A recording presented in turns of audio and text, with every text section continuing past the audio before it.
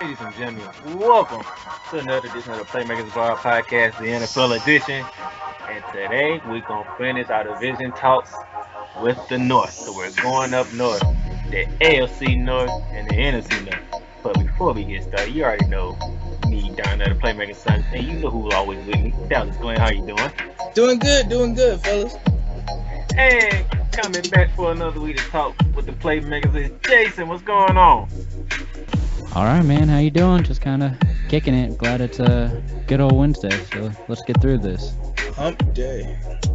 All right. So today we're talking in the AFC North. Let's talk about AFC North. Excuse me. AFC North. Cleveland won the offseason.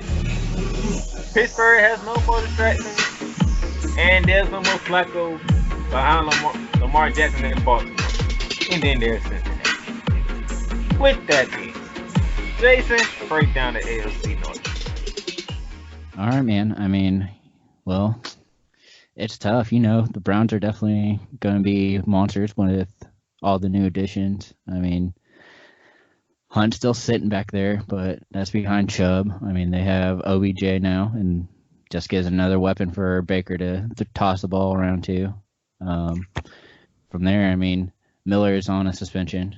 Go figure. He has a talent, but not really what you'll need with OBJ. I think he's going to kind of slowly go away just because OBJ is going to stretch that field like crazy.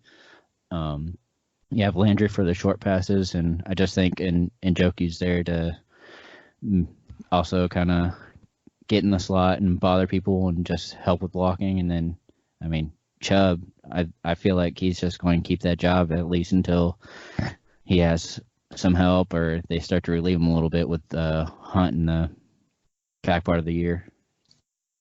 Okay.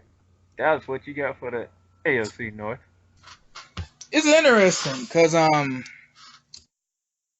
this isn't as quarterback driven as a division as the NFC South is, but I feel like Baker Mayfield and Ben Roethlisberger, we can tell that those two can sling it. Baker Mayfield revitalized the entire franchise by literally his playmaking ability and his ability to just throw it up. He's not Brett Favre it out there. He's not turning it over like it's crazy. But he didn't play in the first 5 games, and he broke the rookie passing touchdown record after a head coaching change and everything.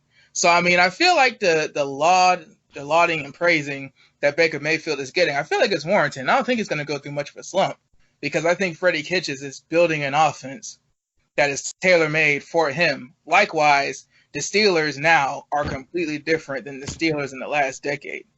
When you look at the Patriots and the Chiefs, they rely on their quarterbacks. Whether you want to call it dinking or dunking or bazooking the ball down the field with Patrick Mahomes, those two teams rely on their quarterbacks, and their quarterbacks are going to throw it at least 35 times.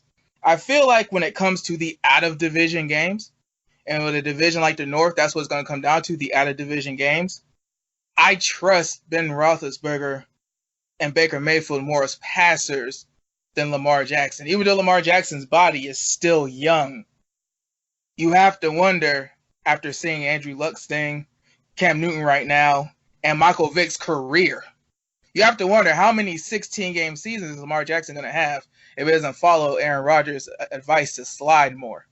So right now, I think I would actually go with tenure.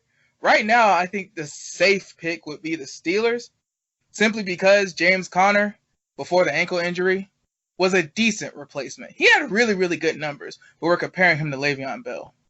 And I think that with Juju and Conner, I think you're going to see what's kind of in New Orleans and Green Bay. New Orleans and Green Bay have pretty much shown the template of what the Steelers might look like. Devontae Adams and Michael Thomas have an absurd amount of targets in comparison to their teammates. Likewise, Kamara and Aaron Rodgers doesn't even have a running game, so that's even more absurd that he only targets one receiver most of the time. But Kamara is pretty much going to show you what Connor is going to be. Connor's going to have to do a lot more work out the backfield, but I think that Roethlisberger knows how to win, and Tomlin knows how not to lose. Tomlin doesn't have many losing seasons as the Steelers coach. I think last year might have been the second one out of like almost 15 years. So I think the Steelers are the safe pick, but I mean, if you want to go for it, probably the Ravens. I think the Bengals don't have a shot though. Still no love for the Browns, man? That's kind of a tough decision right there. I mean, that's so much talent. It's hard not to pick them. I mean, It's I like... Cleveland. I The last know, but time there was a really talented team like that was Philadelphia. Like, we've literally seen over the course of time a lot of talented teams that get together. Now, granted, they didn't buy this team. This team was kind of sort of like dirt cheap or Dollar Tree. It was budget. You got one in a trade because the other team was tired of him. You got one because of suspensions and stuff. But for the most part, this is a built offense with two major additions. So, I mean, that's not to say they won't make the playoffs. If you're picking the Steelers to win the division, it could be like the AFC West last year. The Chargers made the playoffs with like an 11-win record. That's not to say that Cleveland's not going to win games. It's just if you want me to pick the division. So who do you have behind them? Do you have it as the Browns behind the Steelers, or do you have the Ravens behind the Steelers? Because those are two very different teams. I mean, one is definitely that ground and pound kind of a play, while the other is going to be your high-flying offense. I mean, don't get me wrong, the Browns have a tough D, but it's still more offense-driven for sure for how they're going to score and how they're going to move the ball. Right now, I would probably have the Ravens behind the Steelers, but I think the AFC North is a division that might have three teams make the playoffs. It's happened before. It's actually not as rare as some people might think. If there's one division in football that could have three teams, it could be the AFC North. Because when you're talking about who number two is, the Ravens defense didn't lose many people. They lost people like Terrell Suggs. I mean, from business and football, a lot of people would agree, like, that's kind of sort of an age out. He's still very, very good. He'll probably have a very relevant season with Arizona, but, I mean, he's older. That's not a huge loss. That's a locker room loss, but the way that the Ravens franchise has always been won, you don't have to worry about locker room stuff. What you really have to worry about is Lamar Jackson's development as a passer, and can you trust Lamar Jackson, young in his career, to stick around all 16 games? I know Baker will be around all 16 games. They have a former first-round pick at left tackle that got trial by fire. This isn't the guy that they signed trying to kick the tires. Greg Robinson played a lot last year. And that's not to say that Orlando Brown and Marshall Yanda are any scrubs either for Baltimore. But when you have an offense that's going to involve a lot of your quarterback getting carries, I'm not saying that the Chargers game from last year is going to happen, but I am saying that we have seen this song and dance before. And I know Baker Mayfield is going to be around all 16 games. Yeah, with that in mind, I mean, still, you're looking at the Ravens. I don't know who Lamar's really going to pass to. I mean, they have Andrews there, and I think he's going to probably get some of the targets, but even then, he's, maybe getting, let's say, 8 targets a game. That's kind of a step up from last year. I mean, but then you have Mark Ingram.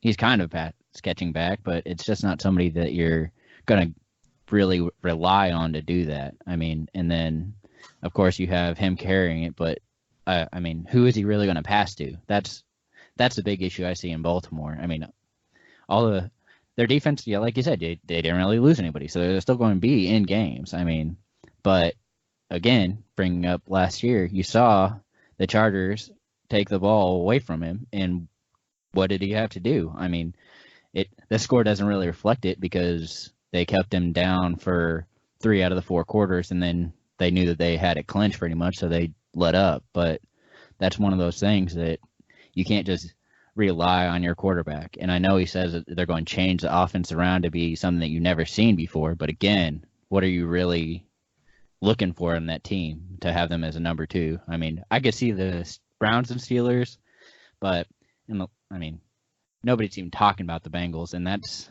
probably fair. I don't know how many games they're going to win this year. I mean, I like Joe Mixon. He has a lot of talent. I mean, AJ Green's hurt, so you say he comes back week 4, 5, or 6, really depending on how he recovers. And then you have Boyd there, but man, I see them moving on from Andy Dalton as quarterback, and it's just a whole nother mess. So the Bengals, you can really count out. I'll be surprised if they make it 500 this year. Yeah, I mean, fourth place team at 500, and they will be the fourth place team no matter what happens. That's a testament to the division, because there's probably going to be some team this year that gets awfully close to the wild card with a 500 record.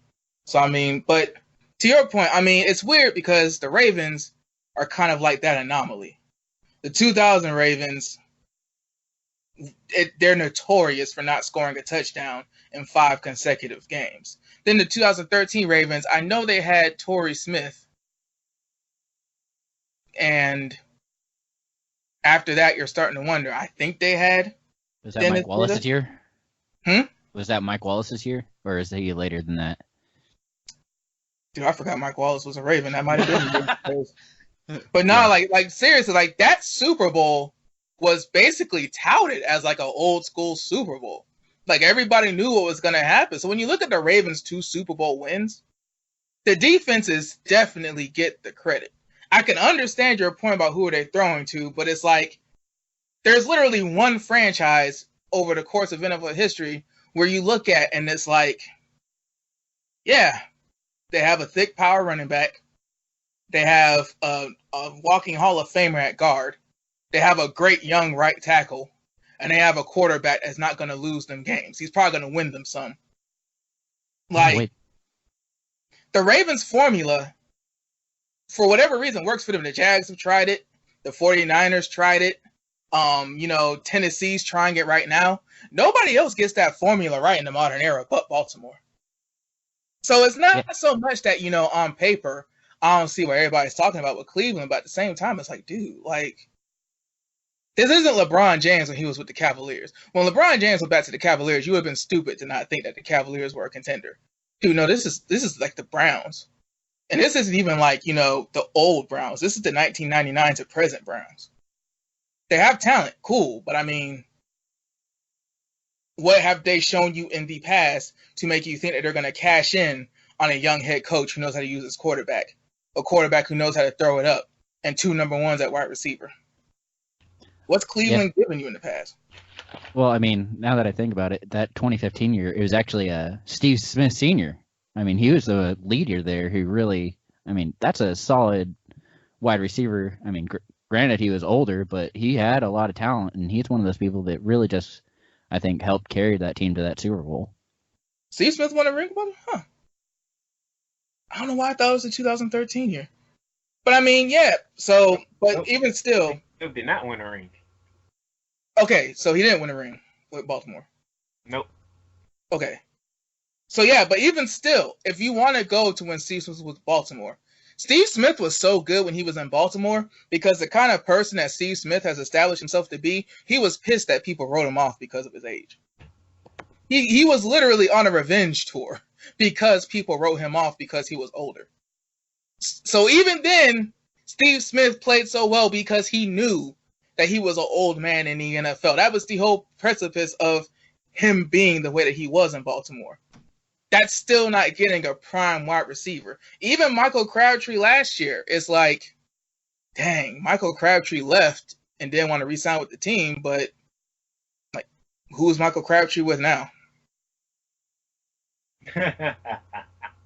So, I mean, like, dude, like, I'm telling you, I know how it seems on paper. I know how it seems in the preseason. But, man, it's not like LeBron James is playing tight end and wearing number 81. Like, it's the Cleveland Browns. The fact that they have this much optimism going into the season is cool, but they literally had a season where they won 10 games. With Eric Mangini, they won 10 games and missed the playoffs. That's just the kind of luck you have when it comes to Cleveland. Wow. 14 minutes in, I barely said anything. My bad. But at the same point, I mean, I was thinking about their wide receivers for Baltimore. So you have Boykin that I know is going to probably be your one maybe. And I guess if you're saying that Steve Smith was such a great quarterback and people wrote him off at his age, are you looking at Michael Floyd in that same kind of light? I mean, No. Floyd is nowhere in the same vicinity, not in the same city as Steve Smith. So you're hoping that all these rookies come through and really just take it to him. I mean, if you're looking at that, that's a lot of growth for. Really Snead, the former Saint. Snead is a good. Hey, he's a dark horse. He's gonna get a lot of targets. He's that short pass guy. I mean, Boykin's your long bomb guy, and I mean, Andrews is going to be covering down low. That'll be Marquise Brown too, because Marquise Brown can fly. That's true. You gotta think there's gonna be a lot of play action too. They got Hollywood Brown from Oklahoma. That boy can fly. Yeah, this isn't traditional lineup and shotgun beat your man with route running. This is play action. There's gonna be a lot of safeties creeping down and a lot of linebackers misreading the play.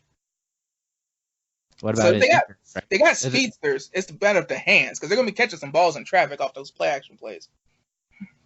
And trust me, we watched. Me and Dallas talked about Oklahoma a lot, and Hollywood Brown was one of them dudes. Oh yeah, bro. He's an Oklahoma wide receiver. You gotta automatically give him a chance. He knows what he's doing.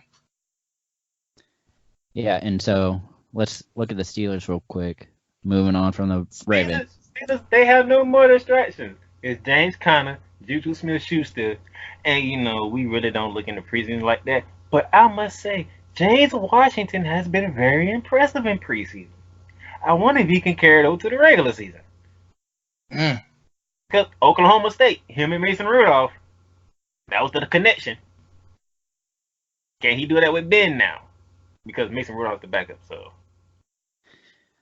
I don't know, man. My thing is, I'm kind of curious if they don't run out 2 tight end sets with Vance McDonald and Jalen Samuels. I mean, that could be a dangerous combination, and I mean, you can even have Connor in the backfield and have both those good catching backs that can just tear up off our defenses.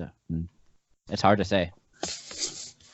I mean, if you were to work it like that, then Juju's definitely going to eat, because if you have a game plan where you're throwing it to the backs and tight ends, doing it kind of West Coast style, I mean, you can double Juju if you want, just because it's like, he's going to go into that Antonio Brown role. But if you truly double Juju and give them the underneath with 2 special receiving backs and 2 solid receiving tight ends, that's giving a lot of credit to Juju. He deserves the credit, but that's a lot of game planning credit, dedicating your free safety and a corner to Juju at all times. And I'm putting it like that. If they do that, James Washington is going to be eat. Well, no, James Conner is about to have a very, very good rushing season. He might finish top 6 or 7 in the league, because you're basically washing out a whole side of the defense as Juju just fakes the deep route. Well, ladies and gentlemen, it's going to be a James somewhere for Pittsburgh showing out. Yeah, somebody named James. Somebody's son named James is going to have a good season. Hey, don't leave out Juju. That guy is a USC grad and is so talented. I mean, he's just going to be lighting the world on fire this year. I would not be surprised. I mean, I have him as my wide receiver 3 this year, and he's just a beast. And I think even then, I mean, he's going to have all those targets and not having to worry about who's getting those touchdowns. He's going to set some people on fire for sure and just burn them. Oh, yeah. A big chunk of Ben's yards are going to come from Juju. We're going to see what Pittsburgh look like without Antonio Brown. Yeah, and they play the Patriots the first week, if I'm correct, right? And that's just going to be a good testament to see who goes from there, right? Night football, Foxborough. The ceremony will be held. The Patriots going to get their 6th banner and whatnot and all this other stuff. And here comes Big Ben and the Pittsburgh Steelers. That is so crazy. Like, they're doing Steelers Patriots the first week, and it's a ceremony. Another ceremony. And, like, not to get far ahead, but I mean, bro, like, for whatever reason, the Steelers, they continue to run zone against Tom Brady. I don't know why with the quarterback that's famous for dinking and dunking, quote unquote, you would keep running zone, but we're going to see, because Stephon Gilmore's a bad, bad man. And he don't need no help. So that leaves Jason McCoy to have a nice day. About that. And they have, God, what is his name in freaking New England that will end up covering for Juju? It'll be Stephon Gilmore. Oh, no, yeah. Stephon's going to get you. Bill Belichick ain't going to He usually like does the chess matches and stuff. I don't think he's gonna do that. It's week one. It's week one, and even if Juju were not to be on Stefan's level, which I definitely think that that's a very good matchup. I think Bill Belichick knows week one anything can happen. You definitely want to play that safe and put your best on their best. But if you're talking about that one guy that covered Tyreek Hill in the AFC Championship game, that's going to be interesting because I don't know who's Pittsburgh's number 2 right now. But all I know is that they had some special teamer cover Tyreek Hill last year in the AFC Championship game. So I'm wondering where he's going to be, whether nickel or the number 2 corner. So they're going to go from New Foxborough to take on New England to go home and open their home season against Seattle. That's going to be a good test, too, because, one of the best middle linebackers in the league who can cover and patrol and can, set up that run D, always going to have a good defensive line. So do you think there's going to be a road Ben this year, or do you think it's just going to be Ben being himself like he was last year? I mean, there wasn't really any home road splits last year for Big Ben, and I'm just curious to get your guys' take on that, if he's just going to be pretty steady or if he's going to be hit or miss every week. Don't know. That's a good question because, it can go either way because they play the entire NFC West, which is my division. So Big Ben going to be seeing, as guys mentioned, he got to deal with Bobby Wagner patrolling the middle of the field as the middle linebacker. You already know. They got 2 matches with Baltimore, so there's going to be some hard hitting going on. You don't know how, what's going to happen. We're going to see about the Chargers because they lost Derwin James, so that might hurt. I think another reason why the Steelers are a safe pick is because, when you look at offensive lines in the league, the Pittsburgh Steelers have a phenomenal pass blocking offensive line. They have done a great job at figuring out, just like Dallas has built a run blocking offensive line, the Steelers have built a pass blocking offensive line that fits with their new philosophy. You got David DeCastro, Marquise Pouncey, Ali Villanueva. Those are Pro Bowlers in their own right. Reuben Foster, that's a respected name. And then, whoever's at their right tackle, he's up to snuff. Like, the Steelers are pretty much doing the same thing they've always done, just in a different way. They're very pass-focused, and they built the line for it. I think the difference and why Big Ben has been so successful and got a 2-year extension instead of a 1-year prove it is he's experienced. He has the games. He has the snaps. He was the one that did that hilarious falling bus dive to beat us last year. He can still win games. He can still do the game-winning drives. And the fact that they invested in the line, the fact that they got rid of a distraction because they knew they had the successor in place, the fact that, they ran James Conner because they knew without Le'Veon Bell and Antonio Brown acting up, it pretty much was a lost year. So you have to test out whoever's there and see how they respond. And James Conner responded very well.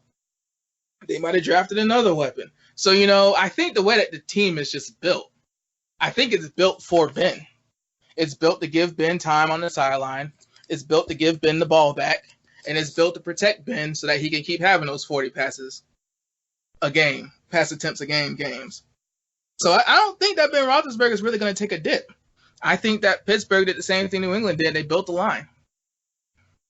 I'm circling week 10. Why? Because that's when we go to Pittsburgh. Who's we? The LA Rams.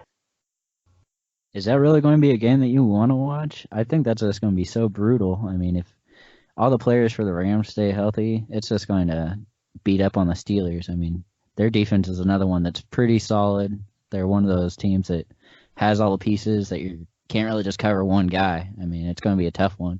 That's probably going to be one of their tougher matches all year. Well, let me put it to you like this. The people that I'm close with, the people that I know, their teams are on my schedule. It's a family warfare this season because just about everybody playing everybody. So I stay with the Pittsburgh Steelers. And yes, I am circling that game.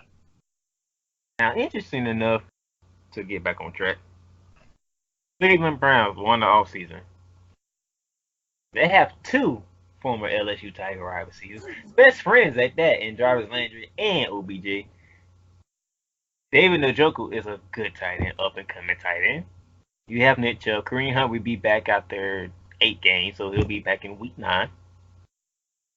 So, and you got Baker Mayfield at your quarterback, so you still got the same defense.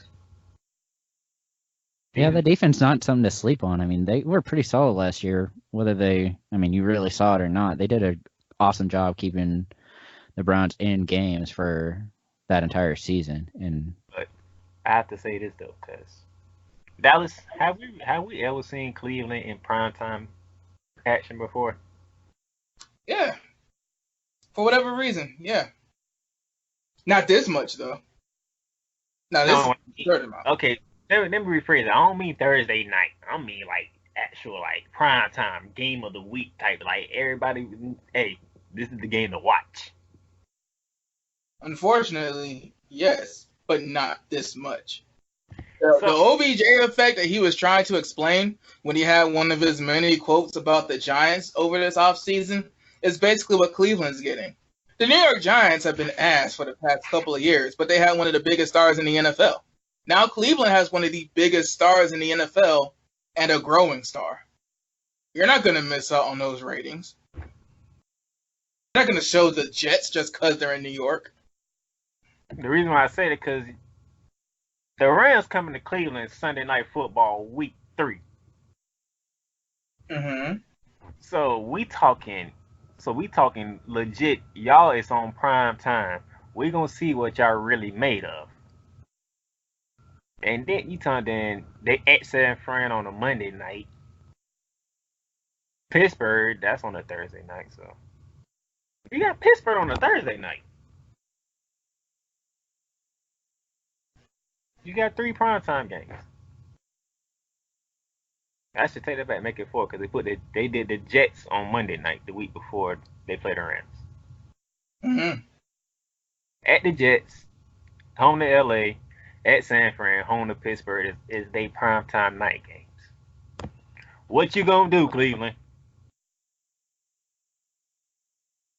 I don't know. That's going to be a high-flying offense for both sides, man. That's just going to be something that is another one that's going to be fun to watch. I think it's going to be similar to the Kansas City Chiefs game versus the Rams last year that they both scored over 50, and whoever scores last wins.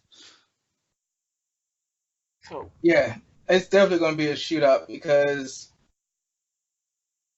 and that's another reason why earlier I said my safe pick was Pittsburgh. Like, OBJ kept the Giants relevant, and OBJ had 1,000+ yard receiving season last year. But, how many games are you going to win because of him? He had all the chances in the world to show how many games you're going to win, how much you're going to be in contention because of him. And because that, dude, some of those games are going to be straight shootouts. They're going to be high flying. They're going to be great for ratings, but bad for the fact of, damn, how is this going to work in the playoffs? then we go to Baltimore. They got Kansas City week 3. Seattle week 7. And matter of fact, Kansas City is a road game. So you got to go to Kansas City. Good luck on that.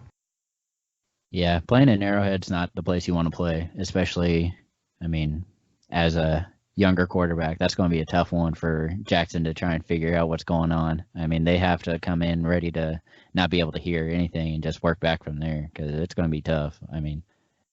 And all their different pieces is just... You're going to see New England on look like a Sunday night. Good luck on that one. New England, even though it's at home, it's Sunday night. They meet Lamar Jackson. You finna see Tom Brady on the other side. On paper, Tom Brady wins that every time.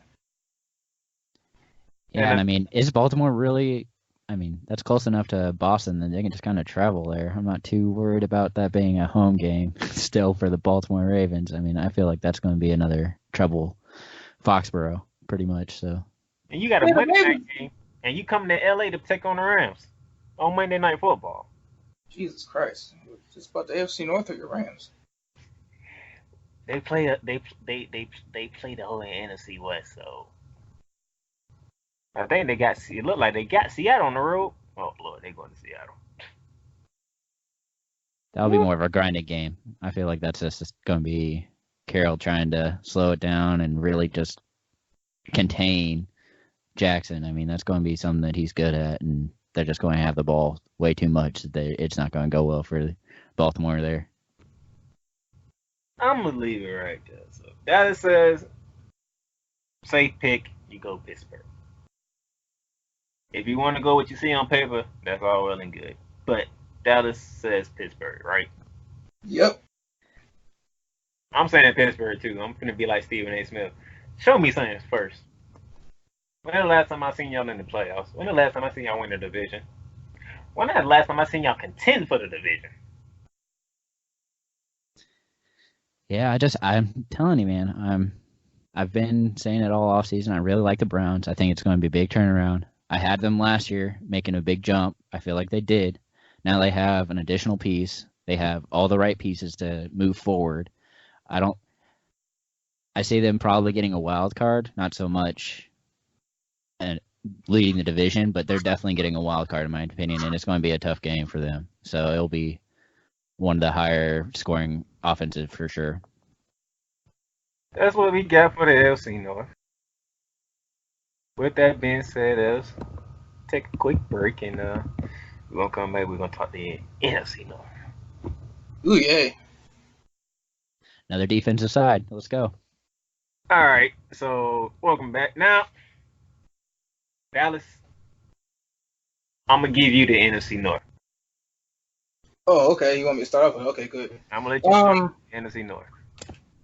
The NFC North is the case of, I think every team has the most important position settled. It's the fact of who are the game breakers that help those quarterbacks go. You got Devontae Adams. You got Khalil Mack. You have Stephon Diggs and Xavier Rhodes. And we're still trying to figure out who's going to be that guy for Detroit. Maybe it's going to be Trey Flowers. You know, they were hoping that Ziggy Ansah could have been the one. But right now you have a guy that used to play in the Patriots system that, you know, Patricia knows of. Patricia was over the system when Trey Flowers had a lot of his good years. The reason why Trey Flowers didn't have an absurd amount of numbers is because of the system that Bill Belichick asked his defensive ends to play. He asked them to set the edge, not actually rush the passer.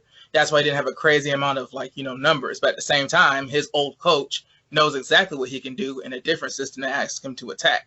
That being said, Detroit still doesn't have a game breaker.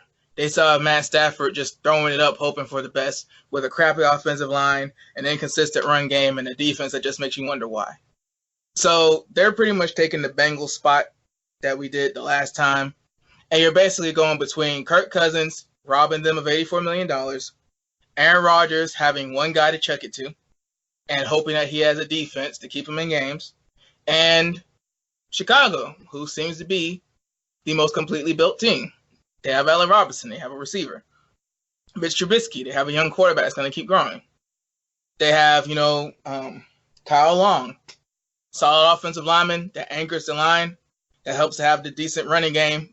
Was really solid last year. But the decent running game is going to help Mr. Trubisky on play action and make it not to where he's just standing in the back and just throwing it up, which he actually did pretty good with last year in the Philly game. So with Khalil Mack basically making that team a contender single-handedly, because a lot of people had Chicago as a 7-9, 6-10 team before Khalil Mack got there. I think that Khalil Mack is going to do what he's been doing. I think that is his name Kyle Fuller? I don't want to get the corner's name wrong. Yep, you got it right. Kyle Fuller, solid young corner. I feel like there's a lot of good corners, just like there's a lot of good wide receivers, and everybody can't make the top 5 and 10 list. But Kyle Fuller is a solid starter. Got a young linebacker who, was very proactive in his contract negotiations to not have a suspension, get his contracts unguaranteed. But, they have a very solid defense. They return a lot of people, just like Baltimore's returning a lot of people. But the difference is, they have somebody to throw to. They have Trey Burton coming back. Trey Burton was, actually the best blocking tight end and had a decent receiving season that you would look for from a blocking tight end. I think he had over 500 yards receiving, and I think maybe 6 touchdowns. getting that from a blocking tight end who was the best blocking tight end in the league is super solid. So I think Chicago is more than the safe pick. I think that's who you should expect. Because even though Matt LaFleur is going to give Aaron Rodgers a lot of flexibility, even though the Green Bay Packers are pretty much picking up where they've always left off and being quarterback first, everybody else second, I think that Chicago actually has the team. They have the makeup that makes them successful. They have a quarterback that's not going to F it up. They have somebody for the quarterback to throw to. They have extra help in the blocking game, and they have a generational pass rusher. I think they're set up to make a run. They should have made a run last year, but boing. Go ahead, Jason. Yeah, I mean, I think we're still seeing what we saw in the other division. It's just one of those things that you have that low tier sitting with the Lions. I mean, they have the talent there with Carry-On, and Stafford, I guess, was hurt all last year, allegedly, at least from, I think he said week 6 on, and I just don't know how much I buy into that. I'm hoping that's the case because that would really help with their offense for sure, but I still only have them going, probably matching last year, doing 6-10 again. I mean, you have all solid defenses after that in Minnesota and Chicago. I do agree Chicago's probably your best defense for sure. I mean, they're going to slow it down. They're going to be what you see in probably, let's compare them to Baltimore or Pittsburgh. They're both kind of the slower. I mean, I'd probably go Vikings are more similar to the Steelers than Baltimore, but that's just one of those things that it's going to be a slow game. That's how they always play. It's a slower, low-scoring games. I mean, what was that? Chicago versus is that Minnesota last year that they only scored 10 points combined? That's just something silly. But again, I mean, Chicago brought in a young back. They got rid of Jordan Howard. He's over with the Eagles. Now you have David Montgomery coming in, who I'm assuming is probably going to take that role because they don't want to give Cohen any more touches from everything that I've read so far, and I just don't understand that at all. But he was super efficient with what he got last year, and I mean, I'm pretty sure Mike Davis is still hanging around. That just blows me away too, because he's that older back that I guess will be there if you don't think that Montgomery is able to handle it. Again, we have run into the issue of I don't know who's going past to. I guess they have Robinson. I mean, he's been hit or miss every year, and then maybe Trey Burton, but I don't know how much his injury is or how that's going to affect the game. Again, you have Aaron Rodgers going to be running it like always, doing his thing. He has Jones. I think they're actually going to run it hopefully more than last year because they were at the bottom of the list, if I remember correctly, for rushing attempts last year. And then even then, I mean, they have probably one of the toughest run schedules to start, so that doesn't help them. And while they do have Devontae Adams as a solid choice for that first wide receiver, MVS showed some good spots. If they actually put him, I think he was outside, that he really succeeded. And I just feel like that will help a whole lot with helping move that offense. But again, it's a defensive side of the division. That's just another slow. We're going to run the ball. We're going to play smart, and then if it gets away from you, it's all downhill from there. I mean, an injury here or there for really any team will cause an issue.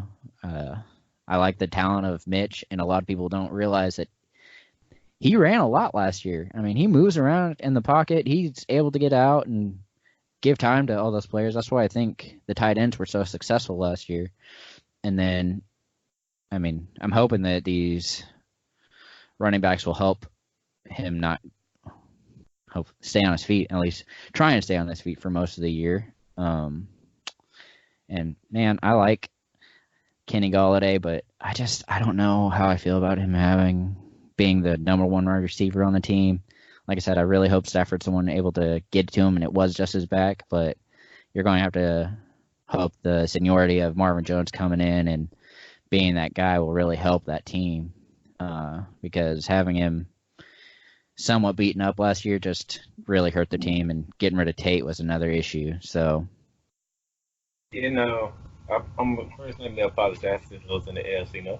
I forgot to tell y'all about the poll, but the poll was between pretty much Cleveland and Pittsburgh. Pittsburgh 42%, Cleveland 41%. that was pretty close. I kind of figured that would be the top two at least because of all the talent that's on the Browns team. So yeah, a lot of people put on the Browns. But back to the NFC North. I did all my polls on Facebook for this one, Dallas. Mm-hmm. I'm looking at the numbers right now. All the numbers for the three other teams is one better than one team by itself. Can you guess what the one team is? Chicago? Exactly, Chicago. Out of 67 votes from Facebook, Chicago got 33 of them. What were the other numbers? I'm kind of curious to see how this breaks down on Facebook. For if they got 33%, what does the other teams sit at? No, they ain't 33%. That's 33 of the 67 votes. Wow, so they're at 50? That's crazy. Minnesota came in second with 15. Green Bay had 14, and Detroit had 5. Are people really sleeping that much on Minnesota? I mean, they have a lot of talented players there. I mean, with It's Cook. not sleeping on Minnesota. It's knowing about Kirk Cousins. Kirk Cousins had multiple 4,000-yard seasons and nothing to show for him. Never made the playoffs. I mean, Kirk Cousins is a great quarterback if say you're a Jacksonville fan. Say you have Blake Bortles. Okay, say you're a Tennessee fan. Say you have Marcus Mariota. Say you're a Miami fan and you have Ryan Tannehill. We would love to have 4,000-yard, 20-plus touchdown quarterbacks that can have us in Week 16 trying to play, to get into the wild card round. The problem is we know that Kirk Cousins ain't going to win it. And we know that we're playing into the wild card round because he lost games he was supposed to win. Yeah, but he was also dealing with a lot of issues. He was dealing with a lot of injuries for the Redskins for most of those years. I mean, that's one of the most injury-riddled teams that I've ever seen is the teams that he was on. I mean, and then last year he kept throwing to one person. Yeah, I mean, injuries, hey, they happen. It's legit. It's a reason, not an excuse. But when you have quarterbacks like Tom Brady and Andrew Luck, and then you have, Russell Wilson when the team was supposed to be in a rebuilding year, and he, would have beat the Cowboys if he had a kicker. That's one of those things where it's like when you're going to make it $84 million fully guaranteed, you don't get to say injuries. When you earn that contract from playing for the team that had the injuries and you have nothing to show for, it makes you wonder, why did the front office give a guy the contract that they gave him if he can't carry a team that has injuries in a league where injuries are to be expected and prepared for, not a surprise? I mean, Kirk Cousins doesn't win the big ones. He just doesn't. They showed a stat. It was something like 5-21 against playoff teams. Yeah, I mean, Aaron Rodgers, I think they had an absurd stat. He's like 1 in a very high number whenever he's like behind in the fourth quarter or something like that. It's a ridiculous stat. But even then, okay, Aaron Rodgers has a terrible record when he's behind. The thing is, when Aaron Rodgers is on, he's rarely behind. So Kirk Cousins just doesn't have that kind of cachet. Kirk Cousins doesn't even have the Matt Stafford cachet where it's like, okay, we knew you had Calvin Johnson, but damn, who else did you have that when you threw 747 pass attempts? The fact that he threw 747 pass attempts, okay, our season's literally going to live and die with your right hand. But we trust you. This year might be different because Dalvin Cook is back. Who knows for how long, though? Sorry to say it like that, but yeah. Who knows for how long? Jason, you brought up a person that I'm glad you brought up. Dallas, I don't know if you remember this guy, but when we started to talk about Iowa State because they was making some noise and they had this good running back, right? Mm-hmm. That's David Montgomery. He was drafted by the Chicago Bears. Dang, so another running back to go with that running game to help Mitch on play action. So I'm looking at David Montgomery to be one of the lead candidates for Offensive Rookie of the Year, along with Miles Sanders up in Philly. So David Montgomery, Tariq Cohen. I ain't gonna count Allen Robinson, but one name y'all kept forgetting about, Tyler Gabriel, is in Chicago from Atlanta. How are you going to count Tyler Gabriel but not Allen Robinson? Before Calvin Ridley was in Atlanta, that was Tyler Gabriel. And he lost his job to a rookie. Dude, Allen Robinson was a Pro Bowler. He was Jacksonville's clear number one. We just couldn't pay him. But he can't stay healthy. That's his problem. Yeah, well, that's another reason why we didn't pay him. Fair. You gotta stay healthy, man. You just got to. The best ability is availability. Come on, you gotta be healthy. You're not on the field. What you want me to say? Oh, man. He still had more touchdowns than Taylor Gabriel last year. Yeah, because Mitchell Trubisky wasn't looking for Taylor Gabriel. Yeah, he was looking for Anthony Miller. Huh. If he had that good defense, they would have been in trouble because he threw about 4 picks in one game. I forgot what game that was. Oh, never mind. Yeah, he threw 4 picks in one game, but if he didn't have that darn defense, they would have got their behinds whooped. Yeah, but they win with their defense. I mean, that's a huge part of it. They just slow the game down and then they run it, and then hopefully Mitch can find somebody to help move the ball a little bit, and then they just keep going and keep the game so slow. It's definitely not the most pleasurable game to watch. It is. You like to see people get their ass kicked. I will say this, though. They are praying up in Soldier Field and in Chicago that they have a kicker now. I mean, dude, they had 5 kicks that hit the post. 5. Almost any kicker is better than what Cody Parkey was for them last year, which is even more bonkers because Cody Parkey was a Pro Bowler in the past. And the Pro Bowl kicker for the AFC last year, Jason Myers, literally tanked one of the Jaguar seasons all in his lonesome by himself. I saw it happen and we were amazed that it went down like it did. So literally almost any kicker in the league last year would have been better for Chicago than Cody Parkey. Kickers that were out here losing jobs and effing up tremendously, career like 80-something percentages on their field goal attempts, would have been better than Cody Parkey. Yeah, which is why they're looking at Carly Lloyd, right? Isn't that who I saw kicking the field goal for them, 55 yards out? I thought that was a Baltimore Raven jersey in the thumbnail, but I wouldn't be surprised if the team that actually was looking for her after hearing that she knocked down that field goal with Chicago. I mean, dude, think about it. Why haven't we seen more MLS players that, why haven't we seen more kickers from college? Like, why haven't we seen more of those? We always see track dudes.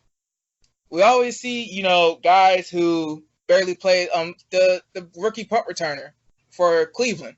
We always see these nice feel-good stories of guys who didn't play in high school or guys who ran track and ran like a 4.2 or something. But it's like, Adam Vinatieri is probably going to be one of the very few special teamers in the Hall of Fame. I say one of the very few because Devin Hester should get in, which means that he's probably going to get in because Adam got in. And if those two get in, Steve Tasker should get in. So I say one of the few because it's a domino effect. But, I mean, Carly Lloyd, some people will laugh, but it's like, dude, the $4 or $5 mil a year that she would make on that 2-year contract, assuming that she did well her rookie year, would literally blow away whatever she would make in her domestic club league. Any club league, really. Dallas, let me throw this at you. I'm gonna see how you feel about this. This division that we're talking about right here, the NFC North, will have to deal with the NFC East and the AFC West. I mean, one team has a left tackle that doesn't want to play for the team and has shown that he probably ain't going to play for the team. And one has a running back who's been known to have off-the-field issues who has been training in Cabo. Another team is going to be throwing to their running back while also handing off to their running back. And all their wide receiver core is going down. And then one has a glass statue back there. Now, they have a guy protecting that glass statue that is a huge trade commodity right now. And it would be smart not to deal him for anything, not even multiple first-round picks, because that is a guy that you definitely need, more than any receiver, more than any pass rusher.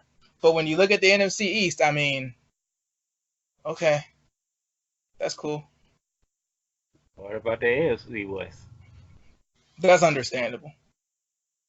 That's more intimidating. You got two teams with bracketing pass rushers in Los Angeles and Denver. You have a team where we don't know what the defense is going to look like, but we know you're going to have to put up 35 just to be in contention with the Chiefs. And then, there's so many moves in Oakland that John Gruden has made. At some point, that team is going to have to start looking decent.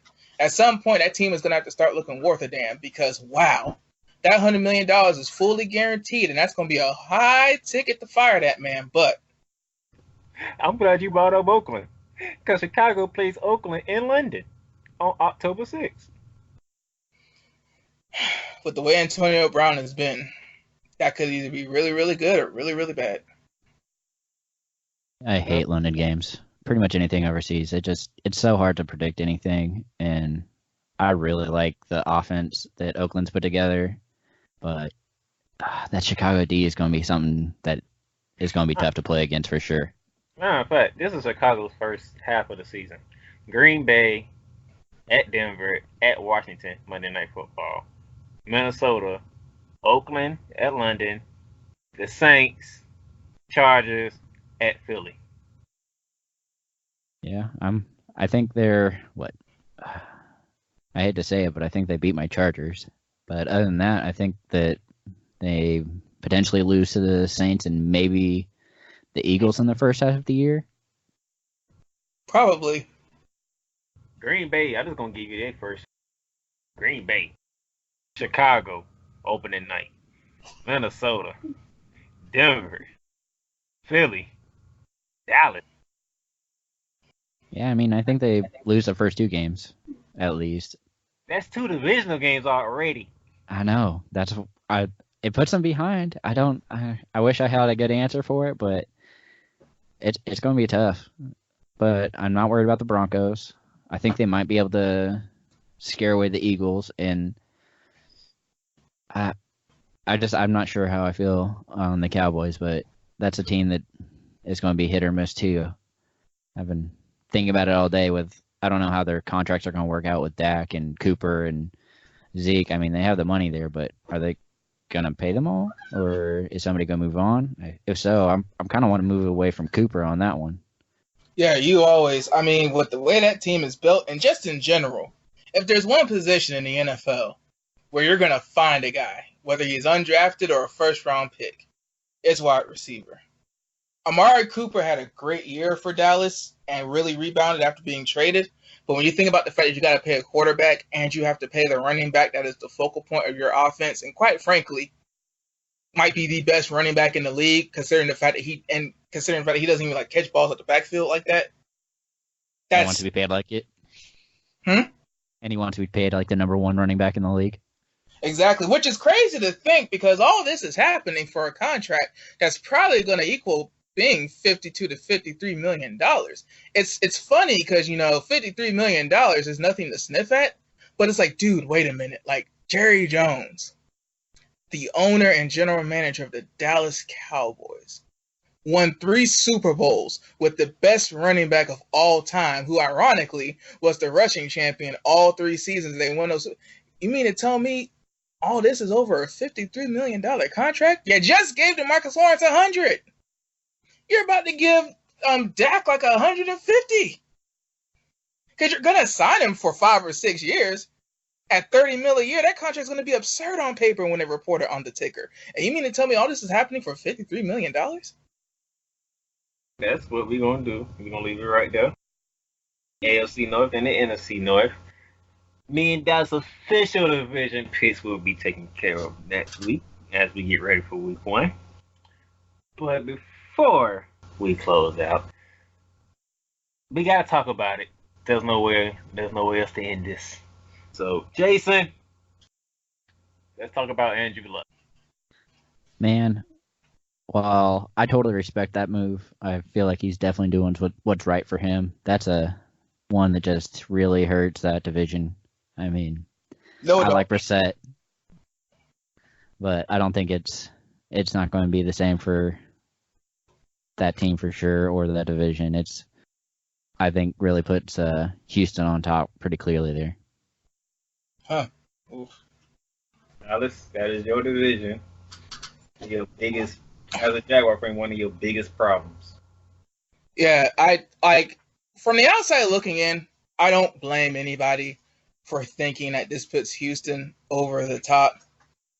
Actually, being a fan within the division, I'm not going to be overly biased. I'm actually being very fair when I say this. The division's wide open now. You know, they've been having Jacoby Brissett take all the reps with the ones because of the uncertainty. But let's just be honest. They drafted Titus Howard as their first round pick, a FCS guy. Now he's so far been great. He's made the ones, but they moved him in the guard. Your first round pick that you drafted as a tackle, you already moved him inside to guard. Like if you deal to Javian Clowney, you're either going to try to get Laramie Tunzel or the Eagles' first round pick, who is already being lauded as a franchise tackle. And why would the Eagles give that up so young? So you're looking for a left tackle, and you're also trying to deal not your best pass rusher. He's not your best pass rusher, but he's younger than J.J. Watt. So when you're thinking about, you're desperate for a left tackle right now, even though you just drafted a tackle in the first round, but you moved him inside. When you think of the fact that, ironically, the best quarterback in the division just retired because of the long list of injuries and the pain that he's been dealing with, let us not forget that Deshaun Watson had to ride a bus because he couldn't be at altitude because of a lung that collapsed. He's already been dealing with stuff, and now you mean to tell me that you're trying to deal one of your best defensive players on a team that's going to be a defensive team to get a left tackle and some picks because you need to protect Deshaun Watson, and after all this time, you still haven't found that solid blindside protector? The Texans are literally one terrible quarter away from their season being in the tank. The division's wide open. Because I'm not going to say that Nick Foles as a starter has been so great. But when you're focusing on Andrew Luck and the impact of the division, when Andrew Luck was supposed to be coming back for week 1, we all basically knew, okay, everybody else is just playing for the wild card.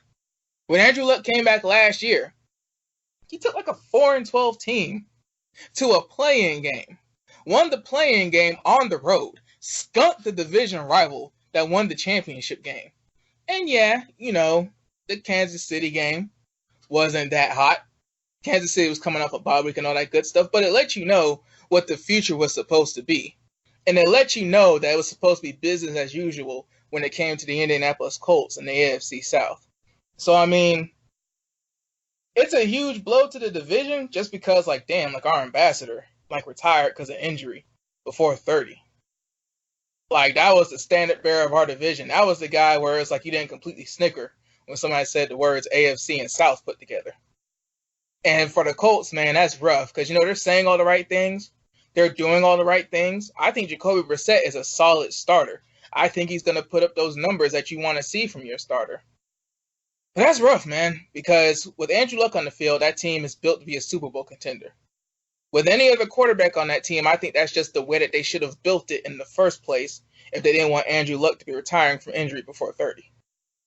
Yeah, and I get that, but, I mean, even with Luck retiring, that team's going to be solid, like you said, but now I'm curious about, who do you think the Texans are going to get to replace Lamar Miller? I mean, that's what I'm kind of curious about, who lands there and what kind of moves they make. I mean, I'm assuming that they're going to try and get, I heard, everybody's seeing Miami as one of the options, so do you really want Drake as your other back with Duke Johnson, or I don't want to trust Duke Johnson with a full load like that. Well, Kenyon Drake would be very good because, let's be honest, Miami's going into uncertainty in their future, too. And Laramie Tunzel has been very quiet because of Miami's lack of success, but that's a huge piece you're giving up for a possible one-year rental. Stephen Ross has already made it clear. They're in rebuilding mode. They're not trying to win quick anymore. They're trying to do it slow and steady. And to give up your left tackle for a first-round pick, it's going to have to be a first-round pick, and Jadeveon Clowney, Nah, especially in the AFC East where a pass rusher alone ain't going to do it against the Patriots. But Kenyon Drake would be a good piece because then you might not have to give up a first. I mean, Kenyon Drake is a receiver out the backfield. Deshaun Watson needs as many receiving options as he can get because when DeAndre Hopkins had that dislocated shoulder, the Texans were basically dead in the water. He needs somebody else to throw to that's reliable and consistent. It's unfortunate that Andrew Luck had to retire. Question to you guys is, was it fair or foul that the fans booed Andrew Luck when the game was over and they walked off the field? So foul. It's so foul. Yeah, I was sickened when I even heard them booing. I could not believe it. I thought that they would have learned from the Peyton Manning thing. That's so wild that a fan base is so spoiled that they literally did it again. They've had two of the best quarterbacks to ever do it, and they booed Andrew Luck after the franchise viciously ousted Peyton because of his neck. Before this is the guy they tanked for after ousting Peyton. It's a preseason game. And they booed at a preseason game. Do you think they booed him because he was retiring or the timing of it? Either way, it doesn't make it right.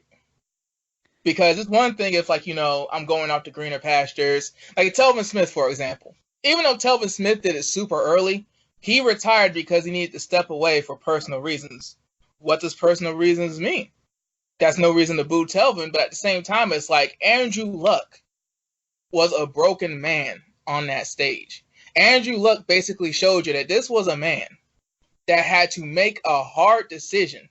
Jim Irsay said that Andrew Luck walked away from $500 million. If there was one man and one owner, if there was one quarterback owner combination where money was going to be no issue, it was Jim Irsay and Andrew Luck. Jim Irsay basically said the man walked away from $250 to $500 million. Andrew Luck's from Stanford. He knows that, wow, I get to just, play quarterback in the NFL. I get to have a dream that I've had since a kid. But then I'm going to walk away being one of the most wealthiest men in the country. That's a hard decision. He had to make that decision before 30. We got some guy running around here in New England that's 42, saying he wants to play till he's 45. Andrew Luck had to give all that up because he doesn't want to be one of the guys you hear about in 10 years scrolling across the ticker because he couldn't take it anymore. So it doesn't matter whether it's the timing or not. The reason behind it is the dude, we don't even know what the injury is.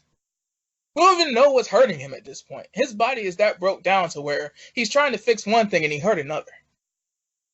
Yeah, and I really don't think it is the timing. I mean, because Andrew was nice enough to do that and kind of say, okay, I'm going to retire now. If he would have waited until, I think it's the 17th of September, he would have been guaranteed almost another $100 million.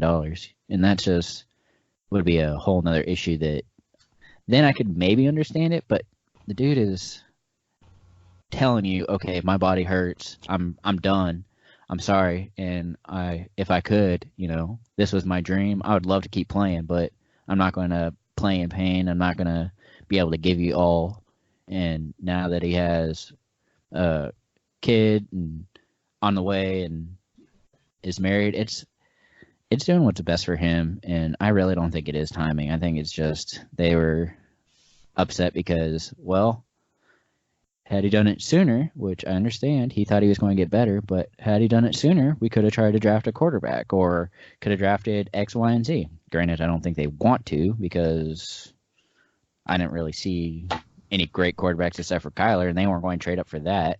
And even then, I don't think he's your franchise quarterback like Luck. Luck was one of those unique finds that was able to take you to the Super Bowl just because he was that talented. He had that high of a IQ, and he was good to go from there. He was one of the more respectable players for sure.